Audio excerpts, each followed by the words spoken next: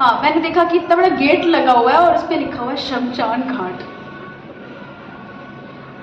ये देखते ही मैं बिल्कुल समझ में ही नहीं आया। मैंने कहा क्यों, तो थोड़ा बहुत तो हम देख लेते हैं कि एरिया क्या क्या पड़ रहा है, क्या है वहाँ पर।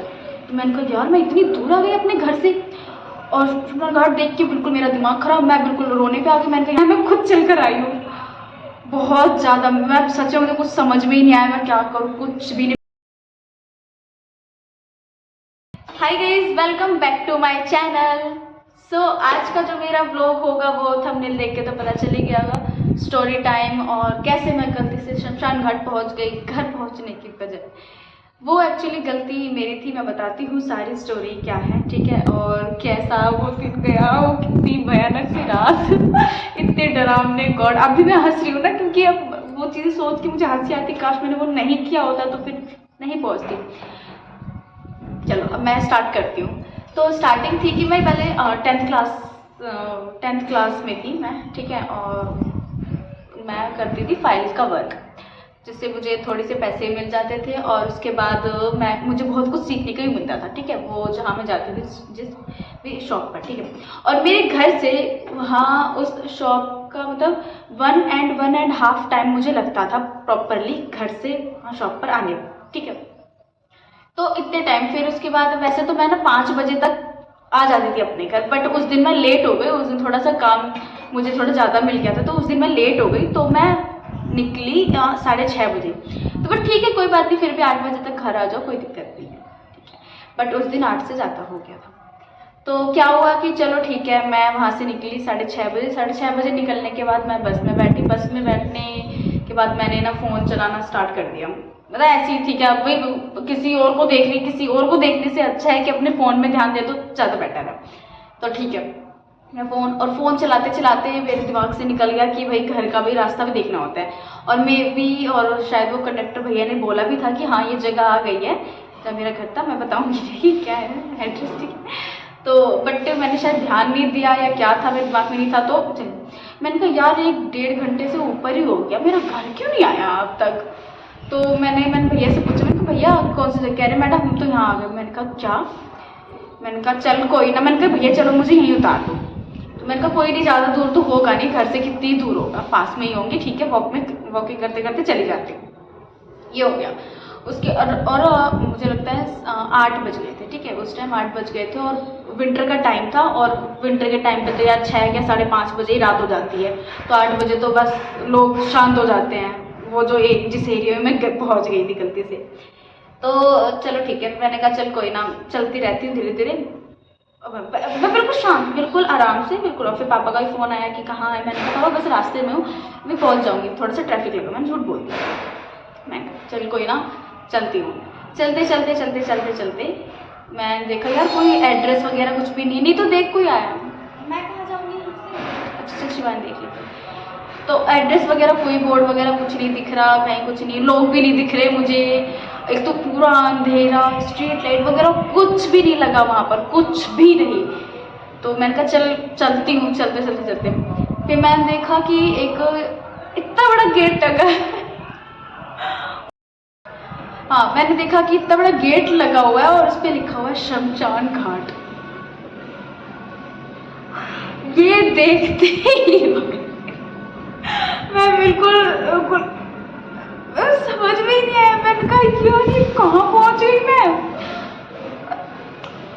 पर मुझे ये इससे ये था कि हाँ भाई उस शमशान घाट से मेरा घर कम से कम ½ एन आवर पर तो है। वो इसलिए क्योंकि ना हमारे स्कूल की बसेस ना पहले वहाँ जाती थी, तो थोड़ा बहुत तो हम देख लेते हैं कि एरिया क्या क्या पड़ रहा है, क्या है वहाँ पर। तो मैंने कहा यार मैं इतनी दूर आ गई अपने घर से और शमशान घाट देख के बिल्कुल मेरा दिमाग खराब, मैं बिल्कुल रोने पे आ गई। मैंने कहा यहाँ पे लोग दूसरों को लेकर आते हैं, मतलब जो दिक्कत हो जाती है, यहाँ मैं खुद चल कर आई हूँ। बहुत ज़्यादा, मैं सच में मुझे कुछ समझ में ही नहीं आया मैं क्या करूँ, कुछ भी नहीं। मैं किससे हेल्प लूँ, किससे क्या करूँ, कुछ भी समझ में नहीं आया। फिर भगवान का नाम लिया और चलती गई, ठीक है। उसके बाद ना आगे से कोई बाइक आ रही थी, तो मैंने कहा एक बार इनसे पूछ लेती हूँ कि भैया कितनी दूर है यहाँ से, वो वगैरह कुछ नहीं। यार वो उनसे क्या ही पूछूँ, वो 2 लोग बाइक पे बैठे थे, वो इतनी तेज़ बाइक चला के आ रहे थे कि वो आगे जाके उनका एक्सीडेंट हो गया। और मेरी इतनी भी हिम्मत नहीं थी मैं पीछे मुड़ के उनको देखूँ ज़रा, कुछ भी नहीं। और मैं बहुत तेज़ हूँ, बहुत तेज़।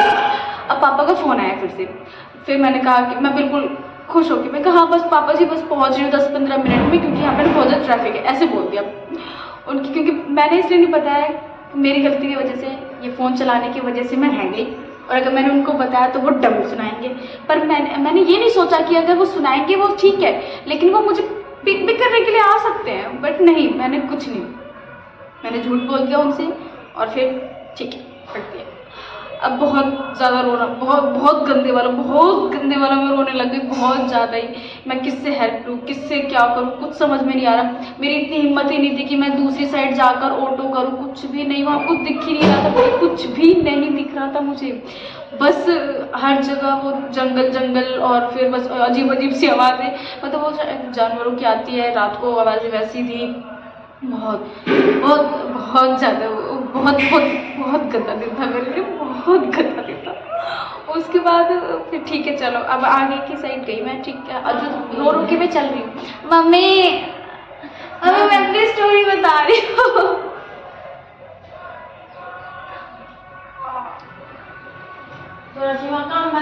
मम्मी प्लीज करने दो ना, जब मम्मी जाओ ना प्लीज, लेट हो जाऊंगी, एक तो मुझे ऑफिस भी निकलना है।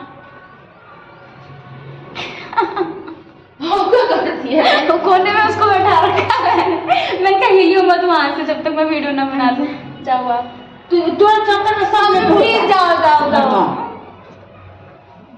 मम्मी ये चुप हो जाओ, मुझे बोलने दो। चलो ठीक है। फिर ना मैं बहुत तेज रो रही थी, तो ठीक है। फिर ना एक लड़की आई एक्टिवा पर, तो वो वहीं का एड्रेस पूछी जहाँ मेरा घर था। तो क्या एक्सक्यूज़ में, मैं ना थोड़ा सा भूल गई हूँ कि इधर से क्या, और मैं शायद आगे की साइड आ गई या पीछे, मुझे कुछ समझ में नहीं आ रहा। क्या आप मेरी हेल्प कर दोगे? यार वो लड़की मुझे मेरा पहले मैंने अपने आंसू वगैरह सब कुछ पूछे। मैंने कहा थैंक गॉड मैं भी ना गलती से अपने घर से थोड़ा सा आगे आ गई, और आपको जहाँ जाना मुझे भी वहीं जाना है, मेरा घर वहीं है। तो उसने कह रही नहीं मैं नहीं बैठाऊँगी, पता नहीं कैसे क्या है, वो बोलकर चली गई। मतलब एक तरफ पता नहीं वो शायद लड़की भी सही थी, या फिर क्योंकि हो भी सकता है इतनी अंधेरी जगह पे एक लड़की कर क्या रही है, वो बेचारी ये सोच रही होगी मम्मी प्लीज ऐसे मत करो ना, मैं चली जाऊंगी। अब वो चली गई आगे, और मैं बस उसके मैं हाथ जोड़ने लगी। मैंने कहा प्लीज़ मुझे घर तक छोड़ दो, प्लीज़ प्लीज़ प्लीज़। मैं सच बोल रही हूँ, आप मेरा आईडी कार्ड देख लो, जो भी देख लो। वो उसने कुछ नहीं सुना, वो चली गई। और मैं ऐसे हाथ पीछे वो उसको करके प्लीज़ एक बार रुक जाओ, प्लीज़ एक बार रुक जाओ, प्लीज़ मुझे घर तक छोड़ दो। वो चली गई लड़की। भाई उस लड़की ने मेरी कोई हेल्प नहीं करी और वो चली गई। मे भी शायद वो अपनी जगह पर ठीक है।